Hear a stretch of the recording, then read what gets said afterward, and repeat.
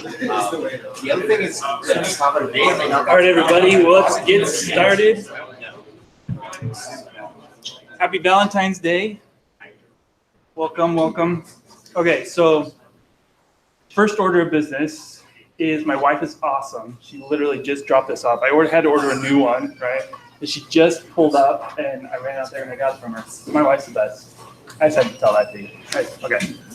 First real order of business, that was item 0. This is item 1.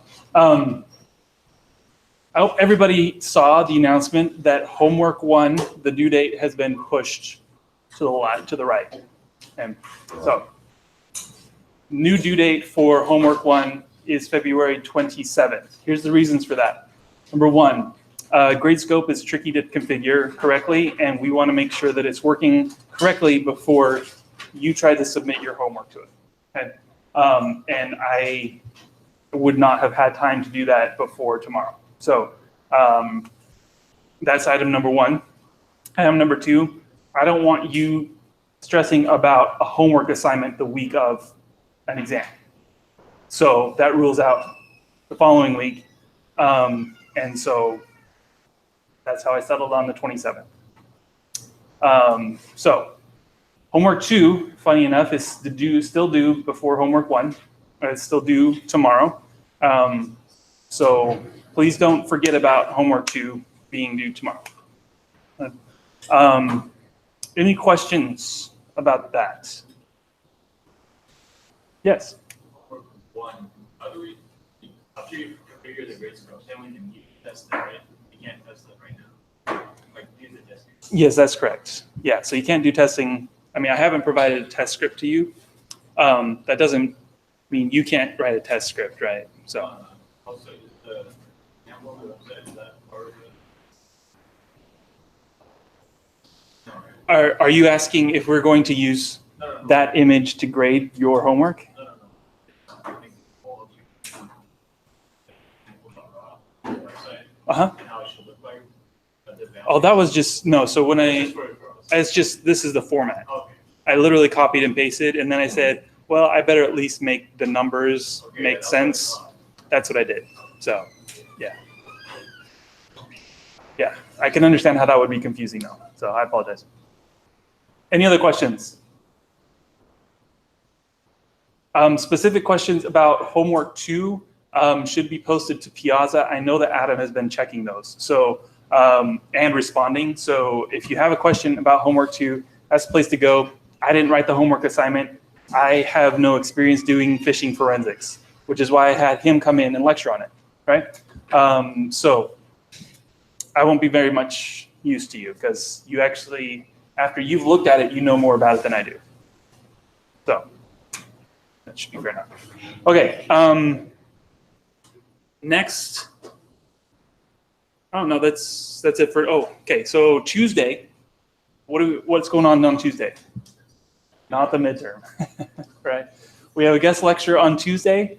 Special Agent Erin Gibbs. She is awesome. And then what is going on Thursday? Midterm. Okay. So currently the plan is for the week right before spring break, so the week after the exam. The plan is to do some in-class labs, finally. As you might have seen the TAs bring in the laptop cart. There was some mixed messages because originally I was trying to get things ready to do an in-class lab today, but I wasn't getting, it was, I'm a little frustrated with the laptop situation, let's just say that. But that gives us a chance to finish up our discussion on ext4 anyway, so that'll be good. Anyway, and then we'll have spring break, and then you get to do a couple more programming assignments. I'm excited. Any other questions before we begin about administrative stuff?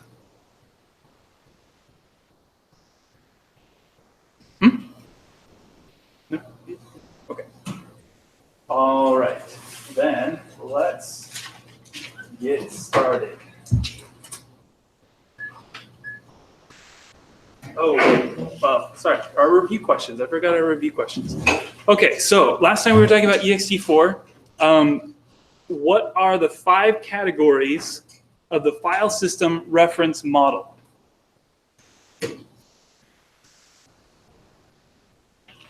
Yeah. The file system category. File system category, very important category. What else? Give me another category. Yeah. Content category. Content category. What goes in the content category? Not a trick question. Content. The content of the file. Okay. What else? Give me another category. Yeah. Metadata category. What goes there? Okay, metadata. What else? Give me another category. Yes. File name category. File name category. File names, yeah. And there's one more. Attribute. Huh? Application. Application. What is the application category?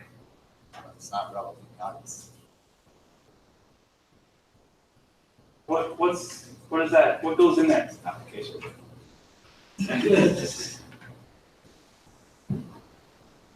The journal, which is a set of non-critical functions for the file system. They're there for efficiency and convenience purposes, not because we have to, because it provides something that we can't live without. So, very good.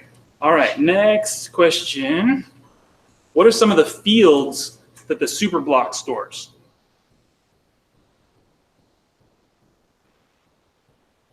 Yeah. Start of the first inode.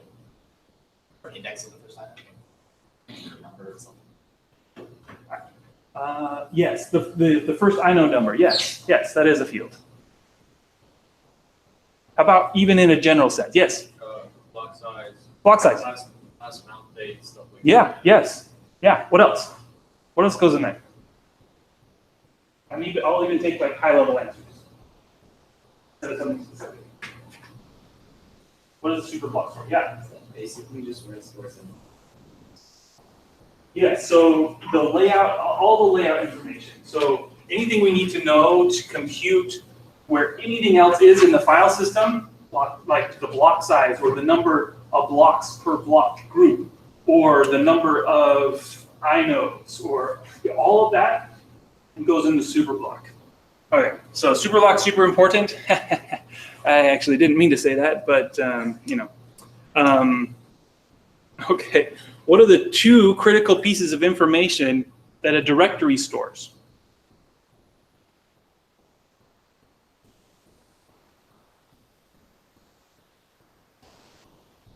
Yeah. I don't think it's what you're going for, but a pointer to itself and a pointer to a parent. No, I think it's those are 2 things that it does store, but think a little more abstractly. You got a little too specific. What are the 2 types of information that a directory stores that are absolutely critical? Like the reason for a directory to exist in the first place. Why do we have directories? Yeah. To put files in. Organize. That's its purpose, but how does it fulfill that? Like why? How does it fulfill that purpose? Yes. To give a file a location on the disk. Okay, the location on the disk. Yes, that's one of them. What's the other one? Yes. The file name. That is the purpose of a directory file.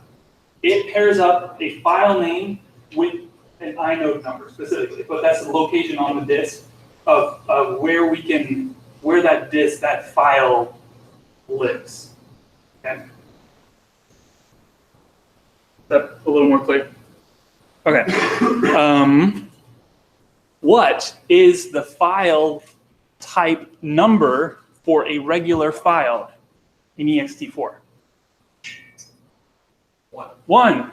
We need number 1 because we're the most common. Yeah, very good. How about for a directory? What is a file type number for a directory? 2. Yes. So if you ever decide to open up a console, I'm just now deciding to do this, so who knows if it'll work well. If you ever decide to open up a console and do a long listing on a directory, you're going to see a lot of information that we've been talking about. So I'll go ahead and take a minute and do this. Linux has got to finish starting up. Sorry. Okay. Let's drag this over here. Do something like that. Okay. So I'm going to do an ls-li. All right, so you can see here, oh, you know what? I want to do IA. All right, so we have a bunch of hidden files, right? Everything that starts with dot didn't show up in the first listing. But then we have a couple of others like this repos directory. That's nice and bright, look at that. Must be a new battery or a new pointer or both.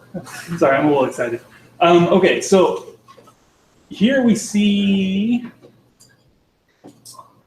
what am I looking for?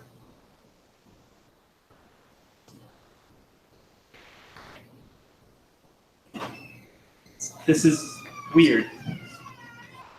Okay, well, let me show you this. So these numbers along the left-hand side, that is the inode number for that file.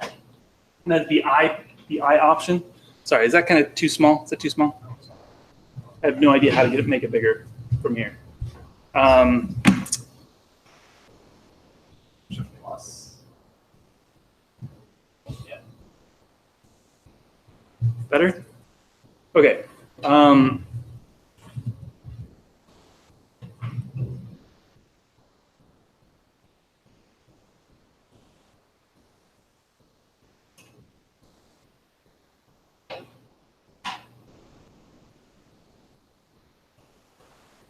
Sorry, I'm seeing values that I'm not expecting because I thought that this column right here was the number of links.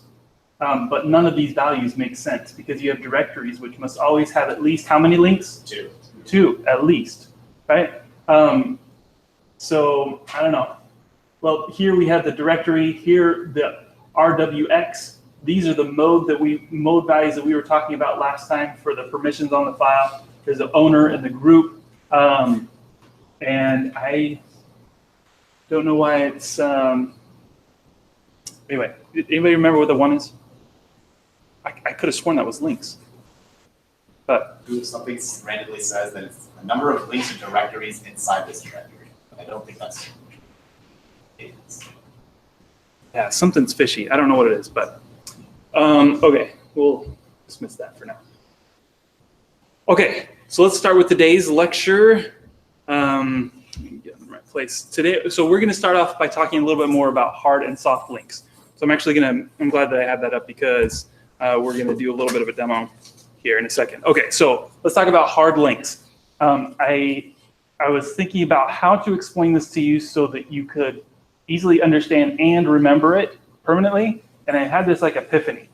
A hard link is a file name in a directory entry that points to an inode. That's what makes up a hard link. So you can have, well, we'll have an example here in a second. So everything has at least one hard link to it. It is mandatory for every file. If the file system is going to know where it is and know how to access it, for there to be at least one hard link to it. Has to be there. A soft link is flipped. A soft link is an inode that points to a file name. This is optional. This is not mandatory. It's something that the user or the operating system creates out of convenience or for some other reason, okay? So let's give an example. So here we have this directory XYZ and we have 3 files, right? How many files are there? Depends on what you call a file, right? Because there's an ambiguity. We're talking about that, right? So the value in red is the file name. And what's the second piece of critical information in directory? File name and the what? inode. The inode. Don't forget that. 2 critical pieces of information in a directory are the file name and the inode. So the value in green here on the right side, that is the inode number. So here we have a group of inodes. We can see that both file A and file B point to inode 1 and file C points to inode 2, right? So these arrows, solid arrows, are hard links, okay? By virtue of the fact that they live in this directory, their directory entries, and they are pointing to inode. Now, it just so happens that in this example, which I contrived for this purpose, that file C is actually a soft link back to file A. The information that says this is a soft link and it points here lives inside the inode. right? And I mentioned last time that if the path to the file that a soft link points to is less than 60 characters, we can actually store it right in the inode. We don't even have to allocate any data blocks for that soft link. So it literally is an inode that points to a file name, whereas a hard link is a file name that points to an inode. Does that help kind of clear up the difference between those two and what their purposes are? Any questions about this? Yeah. So just to make sure that I'm on the same page, if you open up any one of those files, A, B, or C, you're going to essentially be opening up the same data. Yes. The same data is going to exist no matter which of those you open up. Yes. If you delete, the only way to delete the content that's stored in inode 1 would be to delete both A and B. Yes, file A and file B, you would have to delete them because if I click one more time, so here, the reference count inode 1 currently is 2 because we have file A pointing to it and file B pointing to it. So you're exactly right. If we were to delete file A, sorry, new clicker, didn't use the buttons. If we were to delete file A, then the reference count would decrement to 1, and file B would still exist, and then the contents would still be accessible in the file system. And only if we delete file B would the actual contents be deleted because the reference count would go down. In which case, if we did it in that order, then file C would be a broken link because it's no longer pointing to. Actually, it would be broken even if we delete file A because it's not pointing to the inode, it's pointing to the file name. And yes? On Tuesday, you had a diagram of a file pointing to an inode and then inode pointing to something else. What was that something else? I don't remember. The data. It was data? Yeah. Okay. Yeah. Okay, so let's actually do this, okay? So what I'm going to do is I'm going to create 2 soft links.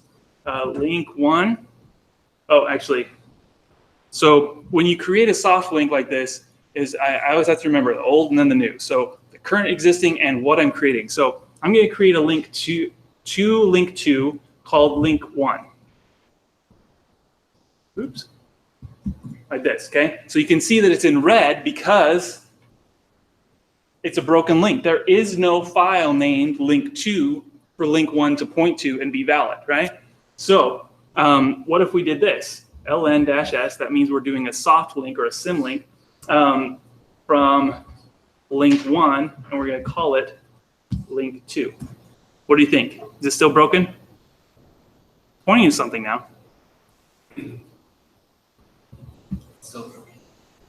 Still broken,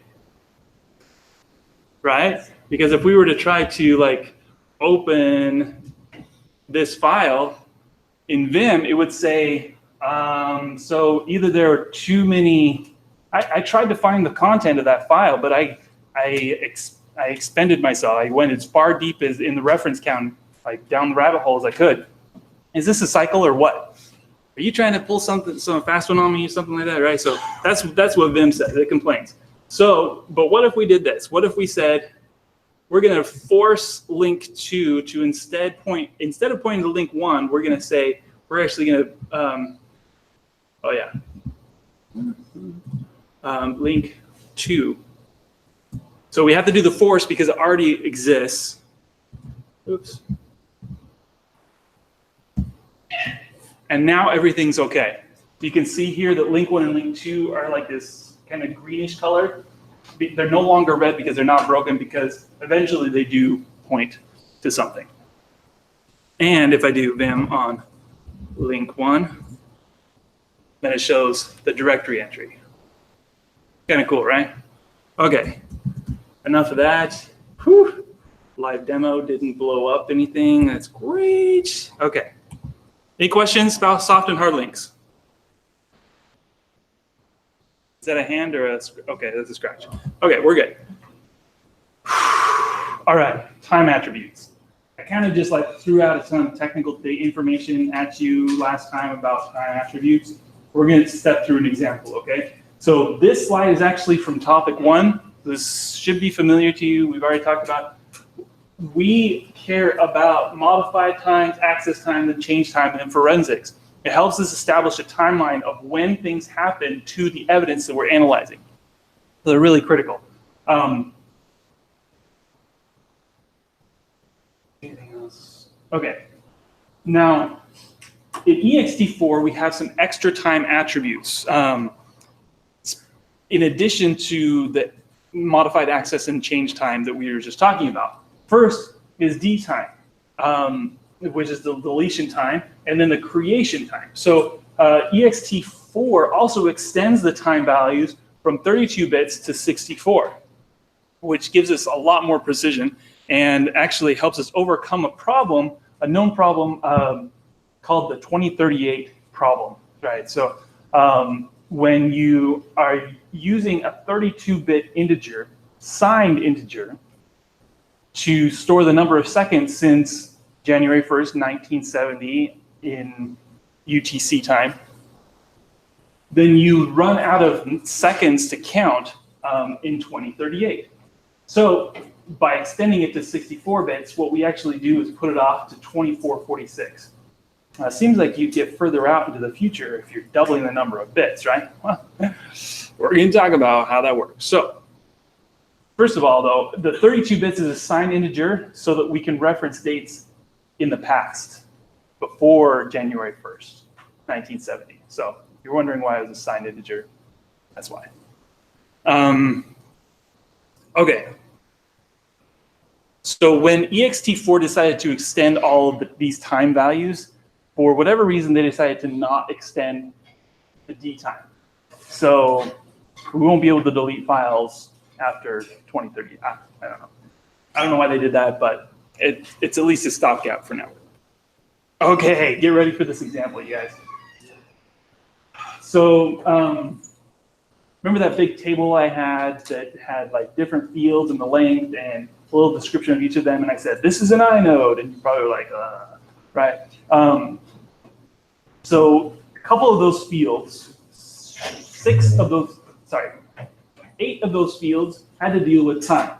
4 of them for the modified access created time, and then change and then created time. So times 2, right? So one of them was the lower 30, the original time field was just 32 bits, and then they added an additional 32 bits. Now here's how they actually use this to extend the time values. First, instead of just using 32 bits to count seconds, they use the lowest, oops, man, it's gonna take me a while to use this new clicker. They take the last 2 bits, the least significant 2 bits in the new time field, the extended time field, and add that to the whole second value for the time field. Basically, they multiplied it by 4. So its capacity by 4. Okay. And then, using this, what we can do is we can translate that to decimal, which we know is the number of seconds is the epoch, and we use that information to translate it into an actual date. If you check my math, this should be right. These are actual real values. So February 16th, 2185. Well, I just went like this for the ones and zeros, but then I actually did the math. At just after midnight, 22 minutes after midnight, 40 seconds. This is the whole seconds value that gets us past 2038 that we couldn't have done with just 32 bits of seconds, okay? So what about the other 30 bits? Well, we take those, and this becomes our nanosecond value. So somebody said, well, you know, we don't really need to go past 2446, but it really would be nice to have more precision on the timestamps. Why they needed nanoseconds, I don't really know, but basically if we translate this to decimal and realize that nanoseconds means 9 decimal places, then it turns out to be this, and we put the 2 together, we have February 16th, 2085, 0 hours, 22 minutes, 42 seconds, 42.86 blah blah seconds. And that is how you translate 64 bits worth of time information into an actual time. Yes? What about milliseconds? So milliseconds is finer grained than nanoseconds. So milliseconds would just be 3 decimal places. Not fine grain, it's less, it's coarser grain. Yeah. Yes, sorry. Thank you. Oh, so. I misspoke. you're just- Okay. Yeah, so you'd only have these values right here. Milliseconds, microseconds. We're just getting the nanoseconds, so then we can convert it into whatever. If we wanted to display nanoseconds. Yes. Yeah, you can always chop off information. Is the nanosecond resolution useful to us in forensics, or you said the second resolution is useful enough? Unless, I guess, maybe when it comes to like processes like that are running on a server. So I don't know, but by comparison, FAT32, guess what its time precision level is? Hours. Years. Not that bad. But 2 seconds. 2 seconds. You can't get any finer grain than 2 seconds in FAT32. At least an improvement. Any questions about how I did this? Other than converting big, long binary numbers to decimal, could you do this on paper? If not, I would practice. Should be pretty straightforward though. Yes? In the inode, is this stored like as a little endian? Or like, how does that? Don't forget, you gotta translate from Little Endian. Very good. Yes, absolutely. So that is the tricky part. These are numbers. So if you're analyzing a hard disk, a raw image, and pulling off values, you got to do it one byte at a time, reverse the order. Yeah. So the conversion from little endian happens before we get these Yes. binaries, happen like Yes. earlier. Yes. Would you ever give us a binary this long? It has to be this long. It has to be 64 bits. I wouldn't ask you to convert 64-bit binary numbers to decimal. That would just be rude. Yes. Those last 2 bits of the extra time field, which side of my 4 byte thing is that coming off? I'm sorry, what? So if I have 4 bytes, right, and I got it in the eye, Yes. is it the upper, is it the most significant bit? No, so, no. It's the least significant. Yes. Which can be worse. Which would be the opposite. Yes. Right. Yes. See some confused faces about that question. But that's okay, we're gonna move on because I don't want to get stalled.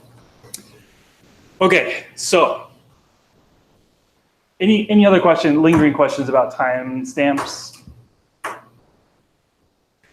Okay. All right, let's talk about what happens when you delete a file in ext4. There are 3 different areas where the data actually changes. So there's some changes to the inode.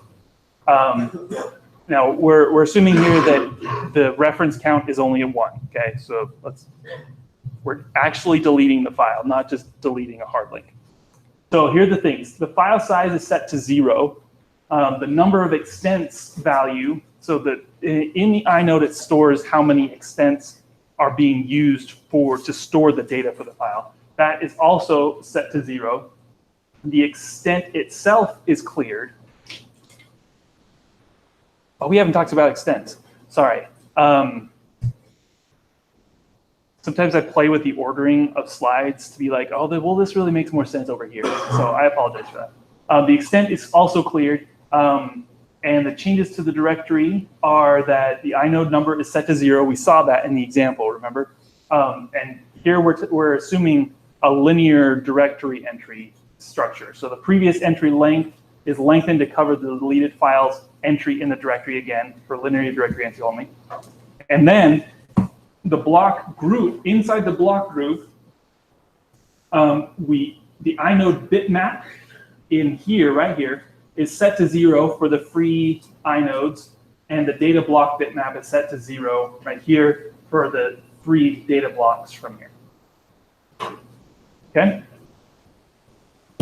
pretty straightforward, but I wanted to like document that so you could reference it if you're like, okay, when a file gets deleted, what's actually happening in the system? It might be good for you to step through like without this and see if you can figure out all the different places in the file system that keep track of data and what needs to happen to each of those when you actually deallocate or delete a file. I think that'd be good practice. I'm not gonna make you though. All right.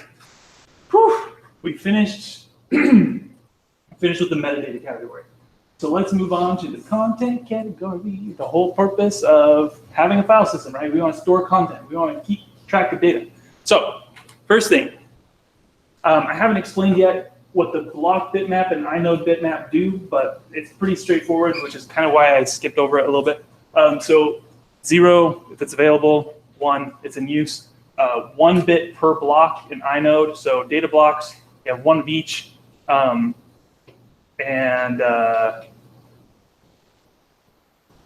talked about this last time, right? That the data block bitmap will always be 1 block. It's always 1 because it's green, right?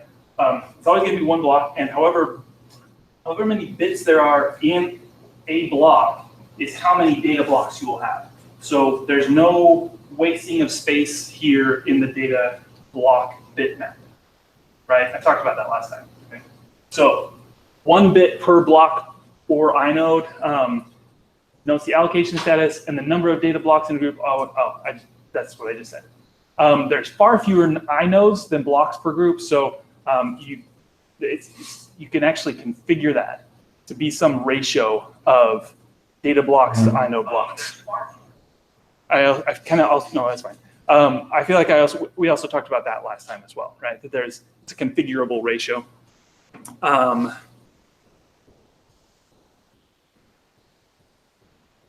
Oh yeah, this just makes sense. It's intuitive. We've already talked about it. Okay, moving on.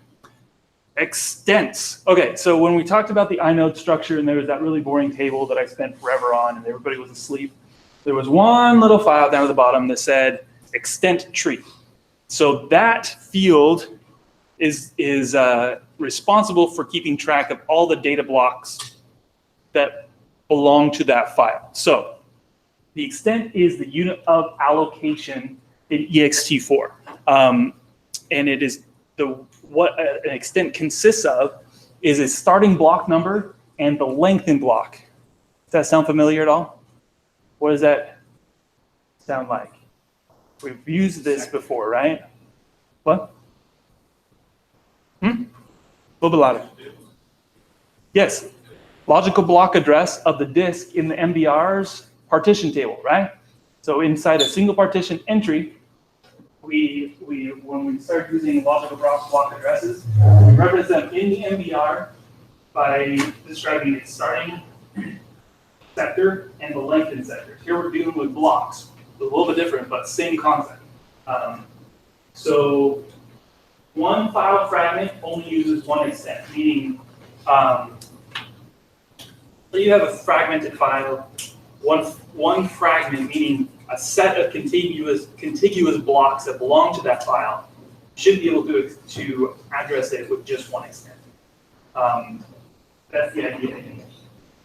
So there was a previous block mapping scheme in ext3 and before, that basically what it did was it listed all of the blocks, data blocks, that belonged to this file. Not very efficient when instead you could just store the starting and the length numbers, right? So that's why we switched. But really quickly, I want to actually show you what this block mapping looks like. So forgive me, but I found these slides. They're in Japanese. I didn't have time to duplicate them in English, so I will be narrating for you, but it's pretty intuitive. Okay, so it's just forgive the slice and dice of the figure. That's what and the Japanese character. Okay, here we have not too bad, right? Yeah, I was expecting something crazy, right? I got you. Okay, so here we have a file, and these across the top are the logical block numbers of the file. So we have data block 3 points to, oh man, am I messing this up? No, this is right. Points to data block 715 on the disk. Okay, so let's break this down. So we have here an ext3, not ext4, ext3 inode, where we have this iData field. That's where we store the information about the data blocks. So this expands, this is actually, has 15 entries, each of which is only 4 bytes, 32 bits. Okay? Now, the ones in blue in this figure address directly to the block that is being used for data. Okay, so what I mean by that is here we have block 3, which you said here, is pointing to data block 715. So this is logical block of the file number 3 points to data block on the disk 715. Okay, that's how these direct inode pointers work. Now, these things down at the bottom, this one right here is called an indirect, and here's where the Japanese characters start to come. This is called an indirect node block, and what it basically is a pointer to a bunch of direct blocks that are just like this, but continue on starting at 12, because we can only have 12 of these entries, well, 0 to 11, and then 12 on up to 1024 entries. Okay, because we're assuming 4096 or 4K block size divided by 4 is 1024 entries. Right. That was simple enough arithmetic for me to follow. So I'm hoping that's a diss on me, not you. Okay, and then these ones down here at the bottom. So this is a single indirect node pointer, double indirect, and then triple. So this one points to a single indirect and then block numbers. This layers on top of that. You can see how this is really inefficient in terms of keeping track of data blocks. So that is why, does it say something weird? No? Okay. That's why we came up with a new extent structure that stores fewer values. So here's what it looks like. Again, here we have the inode with the iData field. This is still 60 bytes. That hasn't changed because we had to work with where we're trying to maximize, not we, they were trying to maximize backwards compatibility with the previous file system. So we expand this out. What we have is first an extent header. There's some information there that I actually didn't dig into it, but it's 12 bytes and it sits at the beginning. And then following that, we have 4 extent entries. So all of these is 12 bytes. Add that up, times that by 5, and that's 60 bytes. So we're still using 60 bytes. Each of these extents points to, well, this is a data structure. It has the block, meaning the logical block of the file, meaning if we only have this extent, we would need to know how far into the file we were. It's a number of data blocks, 32 bits, and then how many blocks are included in this extent, so the length, and then high and low. Basically what happened here is it doesn't make sense to do a 6-byte data structure, so they just split it into 2, but really it's 1 number. So that's why I have it listed here. This is the physical block number of the first block in the extent. So where the extent actually begins on the disk. Questions?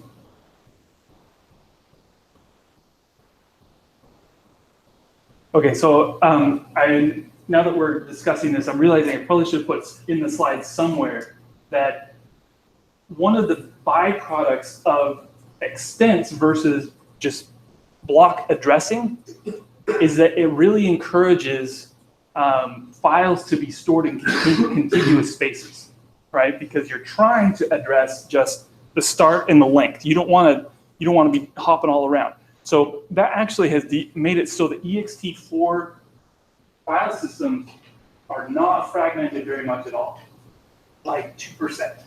Okay, that's a pretty common amount of fragmentation for an ext4 file system. without running a defragger. You don't need to run a defragger on ext4 because of these built-in mechanisms of keeping track of extents. One more little note though. Oh, yeah. So here you see that there's only 4 extent entries here. So you have to ask yourself, what happens if you need more than 4 extents? Because obviously this has a limit. Otherwise, so what happens when we get to that limit? Well, there's one more data structure I want to introduce to you.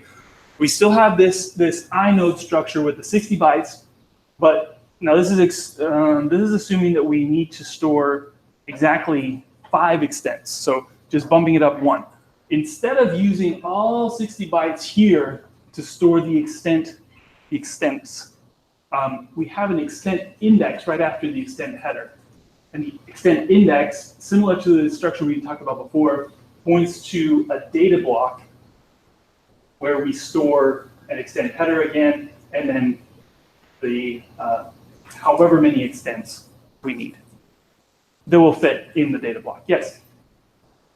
That continue to be another extent index. Yes, yeah, that's why I had the dot right there. Yeah, it can fill up the data block completely. Other questions? So again, the green squares have the same structure as before with the block number, length, and then the starting block. Okay? Any questions about extents?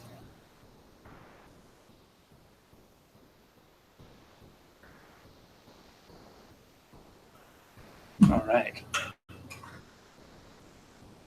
Okay, we're going to take a couple-minute break at this point. Okay. Give my voice a rest.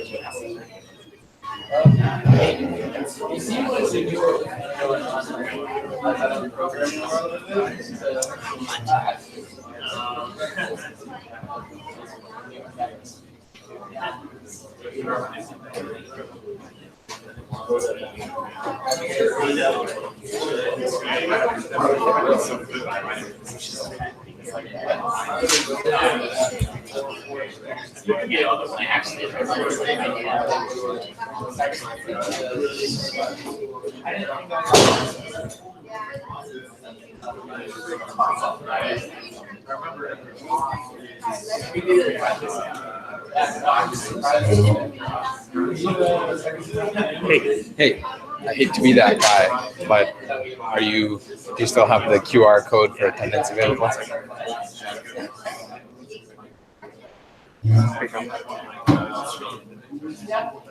Thank you. Yeah.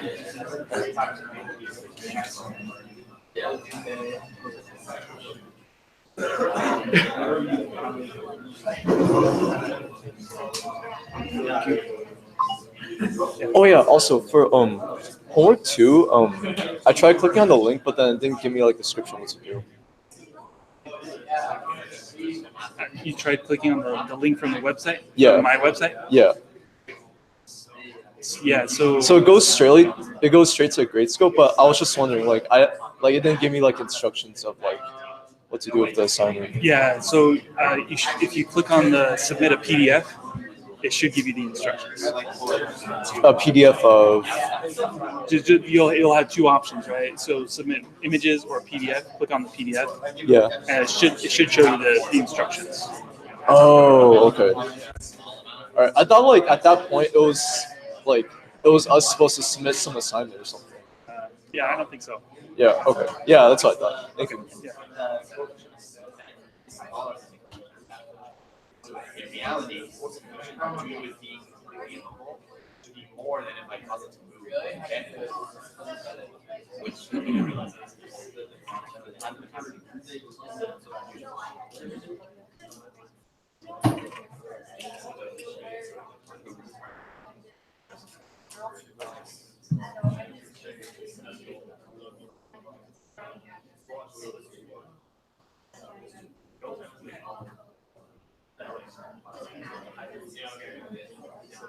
Okay, let's go ahead and get started again. So we only have a few more slides, and then we're done with ext4. And then I will just happily wait for you to ask me any questions you want to, as far as like reviewing for the midterm next week. Okay. So hopefully, telling you that doesn't distract you so much that you don't hear what I'm about to say. But I wanted to give you a heads up in case, so that your subconscious can be working on those questions, digging them up, and being like, "Oh yeah, I want to ask about that." All right. So drive slack. Any guesses what that means? Flexes. Okay, so drive slack is actually a really important component of how file systems work as it relates to forensics. So, all right, drive slack is the area on a disk that is allocated to a file, but doesn't actually store any of the file's data. Okay. So it's pretty intuitive that if we're allocating 4K blocks at a time, hopefully more than that with an extent, right?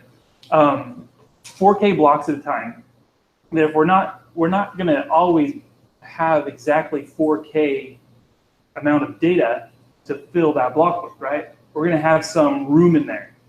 That is drive slack, but it gets a little bit more nuanced than that. So hold on.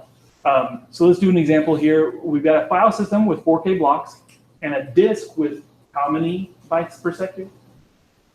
512. Now we're going to write a file that is 40,000 bytes long that it occupies 10 blocks. Hopefully, we need 10 blocks because 40,000 divided by 4,000, it's rounding up.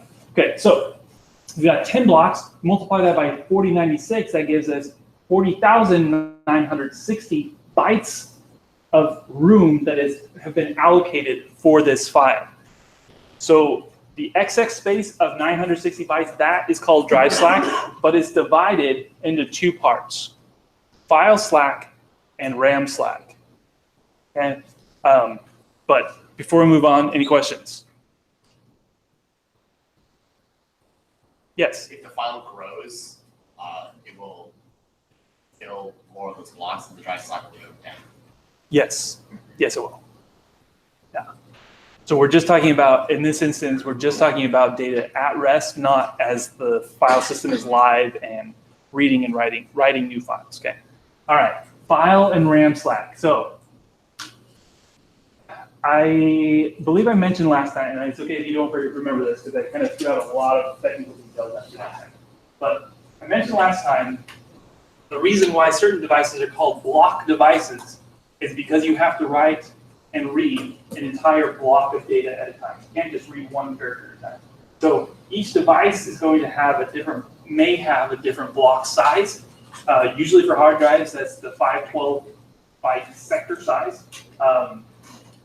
But we just generically use the term block, because we're just read and write block of data. That's what it means. So we can't just read a particular character. Now here's the thing, and I've got to give this caveat because modern file systems do not have this vulnerability, because it is a vulnerability. But legacy operating systems, when they were writing out data to a block device like a hard drive, they would grab from RAM an entire block's worth of data, whether or not that file occupied the entire block's worth of size. Right? Did anybody see a problem with that? That you're grabbing random bytes from RAM and writing it somewhere? That is RAM slack, okay? So modern operating systems no longer have this vulnerability, but for me to not tell you what RAM slack is would be a grave omission in your knowledge of forensics, okay? This is a very common thing for people to know about. So the size of the RAM slack is determined by how much of the disk sector is left over after writing the file, okay? Now, the part of drive slack that isn't RAM slack, that's called file slack. Okay. All right, let's do, okay.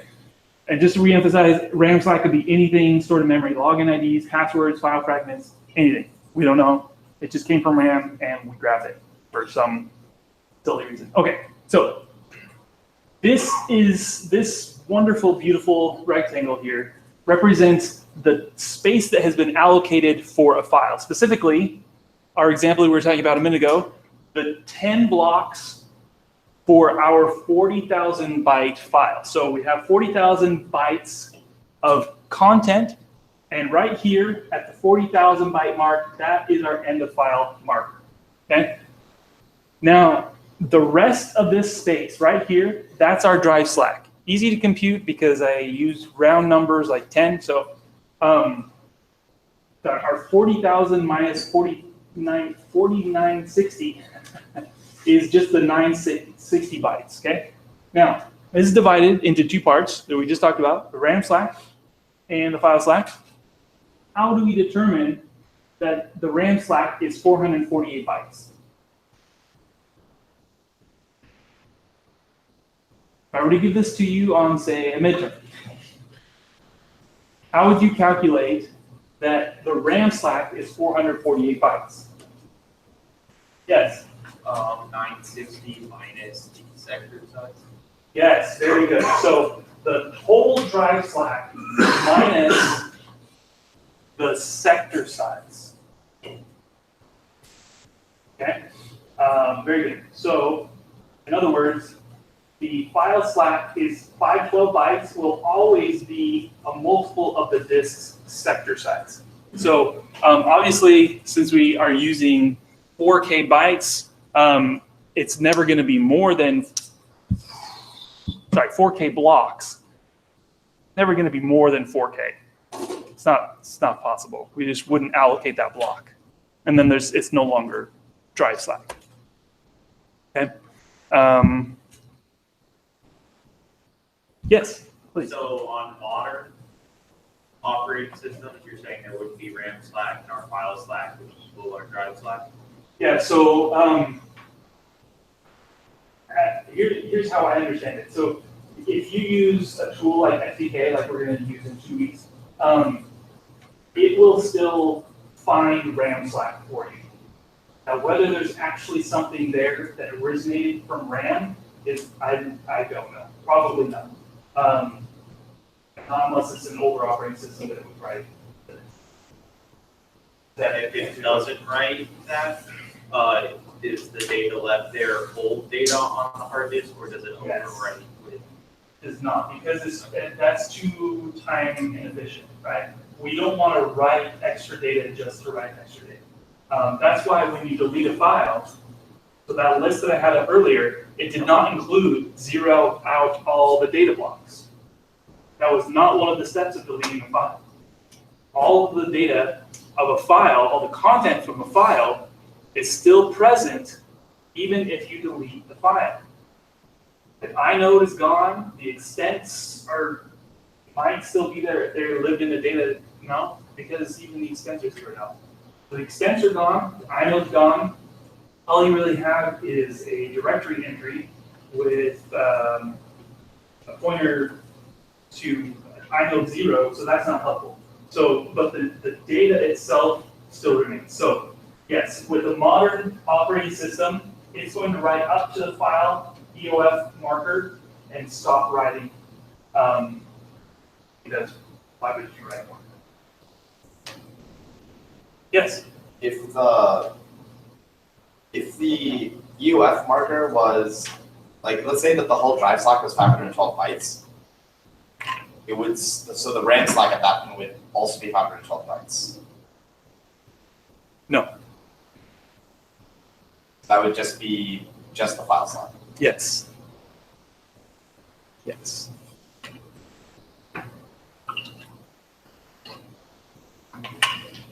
Any other questions about Slack?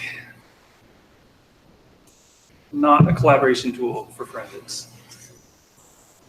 Forensic scientists. Well, that's it for ext4. I really enjoy file systems, so I'm glad I had the chance to learn about more ext4 more, to teach it to you. I don't know if any of you geek out the same way that I do, probably not, but I enjoy it. So anything that we've talked about this semester is now fair game. What's the exam format look like? What's the exam format look like? Well, currently it's a Google Docs document. I've written one question so far. There's an image associated with that question, and there's words in English and some numbers. Not Japanese. No, no Japanese on the test, I promise. Yes. Yes, I put an entire disk in it. I did not. Yeah. Can you share that Google Doc with us? Anna, yes, will I know? Nice try. Yes. Writing the last part of the file. Wasn't it have to write that?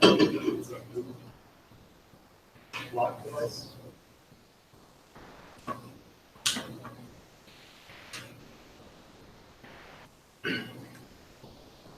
Yeah.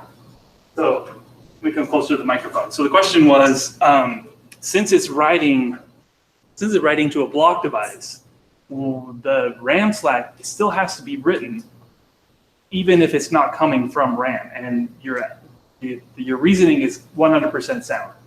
Whether or not it has to write something, I don't know where it's coming from. I don't know if operating systems just fill the rest of the block with zeros. I don't know, but that is very insightful. Yes.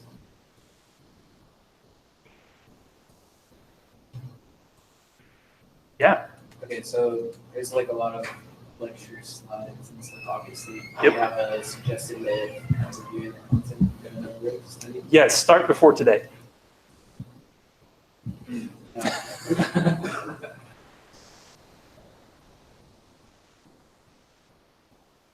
All right, you want me to just flip through some slides then? Is that would be helpful? I mean, we've got 15 minutes, yeah. So what about like solid state drives? Do they have sectors and stuff you have to do? Oh, man. It's a whole different animal. Totally different animal, because there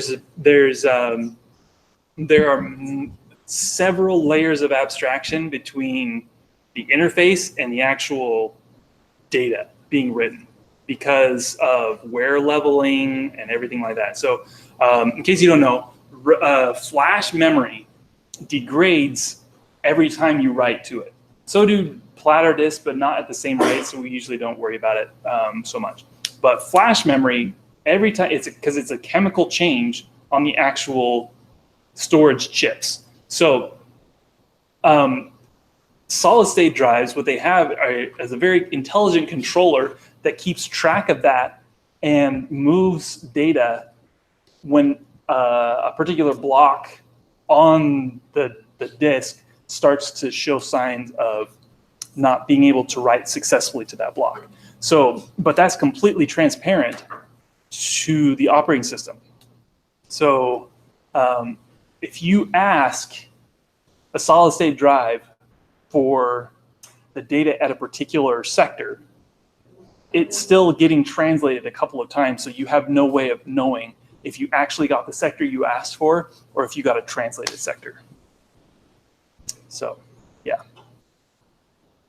I looked into that once when I was doing my graduate studies, and after learning a couple things, I was like, nope, I'm not a computer engineer.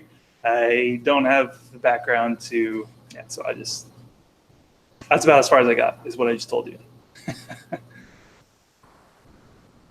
Any other questions? Yeah. So you don't have like a cheat sheet? No cheat sheets. I hate cheat sheets. I hate them as a student because you're like, oh no, that means they're gonna ask like verbatim questions, and I'm gonna have to like know this one word that's not gonna be important to me a year from now. And it's just a waste of everybody's time. Yeah. So you're not gonna ask them? I'm not gonna ask verbatim questions. Those are stupid. Oh man. So I don't know how many of you have had the experience of writing a test, but it's hard. It's not as hard as studying for a test because I know what to expect. Right? I know that this is the material. I know I feel is important for you to know.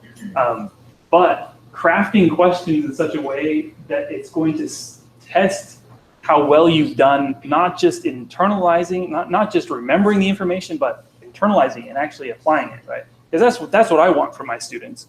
That's what I hope you want out of this class, is to come out of here not just having been able to regurgitate some stuff you thought that I wanted you to be able to regurgitate during the test, right? I want it to be, so quick tangent. When I took calculus, I looked at cars differently. Cars accelerating on the road, watching them was a totally new experience for me, having taken calculus. I want that for you in forensics. I don't want you to ever look at a hard drive again and be like, and just see a hard drive. I want you to see sectors and cylinders and tracks and file systems and partitions and volumes, and like I want you to see it all, right? But how do I test that?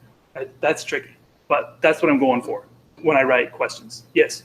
Earlier when we went over LVA converting to CHS back and forth, we were assuming a constant number of sectors per cylinder. Are we Sectors per track. Yeah. Yes. Either way, right? Yes. Yeah. Sorry. Yes. Are we going to continue doing that? Yes. Conversions? Yes. Okay. What I'm looking for is. Will you provide for us, like, if there's like a question that's like convert LVA to CHS, will you like give us the equation, or should we like remember it? I will give you the equation. Yes. All right. Well, I'm just going to scroll through some stuff, and if something sticks out to me, I'll stop and be like, hey, let's talk about this for a second. Something sticks out to you. Yes, I will be testing you who Sir Alec Jeffreys was and his contribution to non-digital forensic science. No. Question associated with the pitch. Yes, no. Who is this person and what do they do? Oh, that'd be terrible. This is good stuff to know. Like the 3 different generic categories of computer crime. You should be able to identify this iceberg from any other iceberg. Not, I'm just kidding.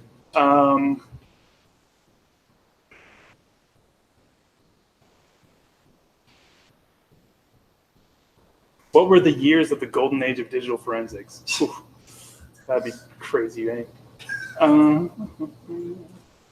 Since I have my head turned, don't just raise your hand if you want to stop. Just shout out at me. Figure out what happened when and who was responsible. That's important. Fourth Amendment. Don't forget about the Fourth Amendment. That's important. What? Verbatim. No. Maybe. Probably not. What's the difference between digital forensics and data recovery?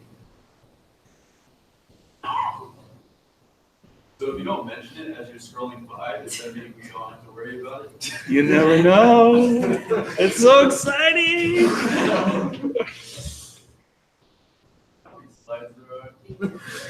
So many slides. So, but you got to know that I spend more time on those slides than you will. Yes. Will that be a I've question? been on both sides. Yes. 100% yes. So I don't want to hear any complaining, Jake. Okay, difference between public and private investigations. That's good to know.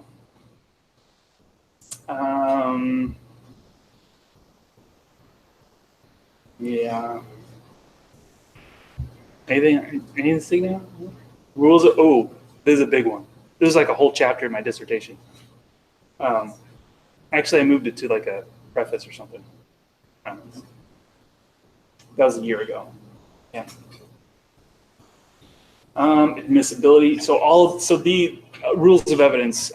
I will test you on rules of evidence. I'll just tell you that right now, because I mean we're talking. Forensics is divided into what parts? What two parts? Processes and deep technical knowledge, right? So for me, don't even think about skipping over rules of evidence, right? Chain of custody, that's important. Oh, there's that Mac slide right there. Okay, what steps are the forensic flow? How do you remember it, right? AAA. And then, and then you have to write a report, right? So, acquisition, authentication, analysis, we have to write a report.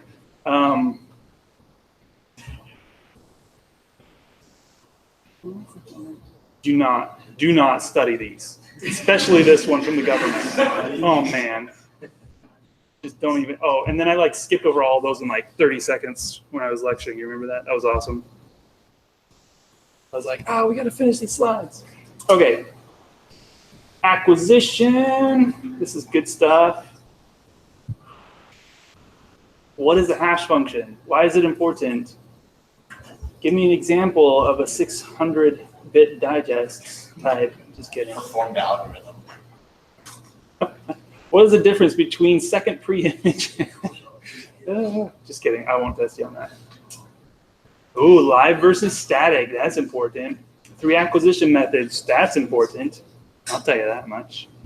This is like a gold mine for stuff to study, right? No. Whew. Thought we were live streaming this to YouTube. Bitstream, yeah. Got to know what raw format is. Proprietary formats, I'm not going to say what is an EO3 file and what program probably created it. I'm not going to do that. Dude, Simpson Garfinkel emailed me this week. Again, he's like, hey, how's it going? How's your job working out? I know you're working at this place. That was like the whole email. I was like, man, it's good.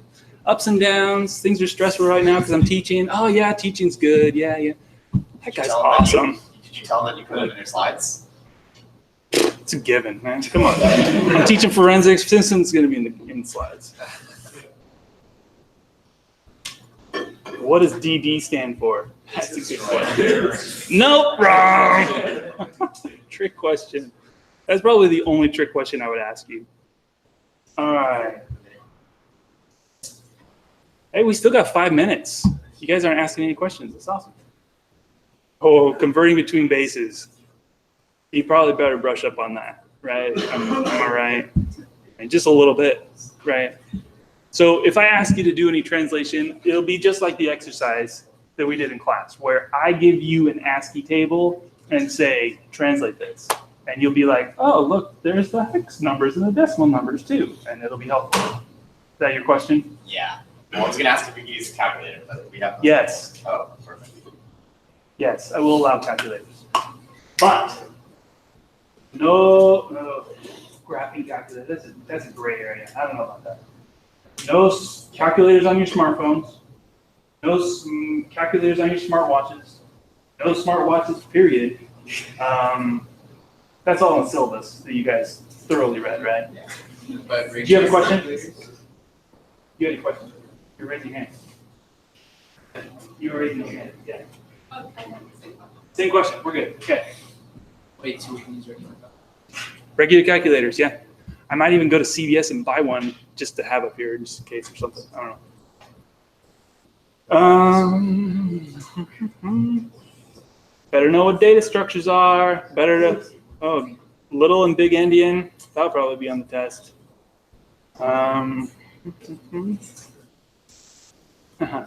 How many characters did UT have? Unicode 11, yeah. That would be terrible, right? If I did that, it'd be something like 20 billion, 40, and yeah. It would be obvious if I did something like that. I probably won't, but that'd be funny. Layers of forensic analysis. We spent a lot of time on that. But I probably wouldn't say, give me the layers of forensic analysis. Be more like conceptual. Anybody object to me doing this? I didn't think so. Okay, hard disk drive geometry. I'm gonna test you on that. I'm going to test you on that. I will, guaranteed. Or you just have to like label the parts of it or something. Are you asking me what the actual question is on the exam? Because you're getting really close to plagiarism there. Or not plagiarism, but you know what I mean. No, I'm not going to tell you. Oh, there's my awesome drawing. Remember that? I was like, oh yeah, and this looks so stupid on YouTube. A little bit. It's okay if you say yes. Nobody's gonna tell me if I look dumb on YouTube when I was drawing that. It's just a picture of you. You didn't pull it up on the screen. The live when the screen cut out with you. I know, that's what I'm asking. Did I look stupid in that part of the video? I was watching it while you were teaching. I'm still not getting a yes or a no, people. I would say you look focused. He doesn't want to fail. Okay, CHS address, yeah. I will give you this formula though. That's dumb to quiz you on the formula. But yeah. Volumes and partitions, you should know what a volume is at a high level. I'm not going to ask you about LVM management, but the concepts I hope helped kind of solidify what a volume is and why we talk about them differently than partitions. If not, then go back and revisit that discussion.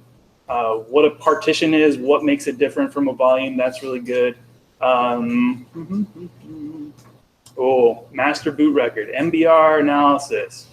Yep. I will. So if I did this, if I said, hey, give me this, translate this information, I would give you this table, just like the exercise. Did we do an exercise on this? Yeah, we did. Right? I don't remember. We did a homework assignment on it. We did a homework assignment on this. Yes, we did. It's the same thing. Yeah. Yeah. Very good. Yes. Sector addressing. Oh, that'd make a good test question, right? Like, what is the logical disk address of? That's a good question. I'm gonna have to remember that. Partition analysis steps. Oh yeah. Why do we need this? Why do we need this? Oh, we're out of time. So I know that topic 3 is a lot, but I don't know. Feel free to ask questions on Piazza. I'm always happy to engage there. And have a great weekend, guys. Happy Valentine's Day. Love ya. In a very plutonic way.